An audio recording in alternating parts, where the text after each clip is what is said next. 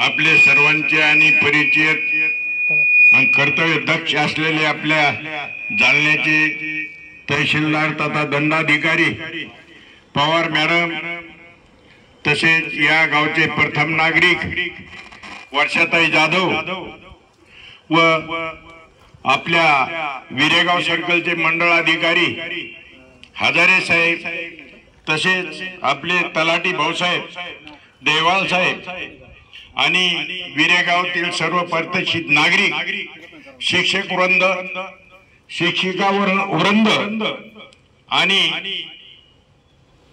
माझे सर्व विद्यार्थी बालमित्रांनो आणि मैत्रिणींनो, खरं तर आज सुरेशचं ज्यावेळेस भाषण चालू होतं, आता सुरेश म्हणल्यापेक्षा तो भाषा असल्यामुळे सुरेश म्हणलो, पण आज आपल्या मुख्याध्यापकाचं भाषण चालू होतं त्यावेळेस खरोखर अंगावर असे शहरे येत होते. कारण आपण पाहिलं, बघता बघता 3 वर्षात या शाळेची अशी प्रगती झाली, इवलेचे रूप लाविले द्वारी, त्याचा येणू गेला गगनावरी. कारण आता इतका उंच गेलेला आहे का तो कुठपर्यंत पोहोचला आपण वर मान करून पाहिली तरी तो न दिसणार आहे. आणि मी सर्व शिक्षकाचे सुद्धा आभार मानेन की यांनी राजनीची शाळा बंद झाल्याच्या नंतर खसून गेले नाही. सर्व शिक्षक एका जागेवर येऊन विचार विनिमय करून ही नवभारत संस्था यांनी विरेगावला चालू केली. आणि या संस्थेमध्ये विद्यार्थी एवढे हुशार झाले की चांगल्या शाळेतले विद्यार्थी पालकांना काढून नवभारत मध्ये टाकले. आणि गेल्या वर्षीपर्यंत 500 विद्यार्थी होते, या वर्षी 1000 विद्यार्थी झाले.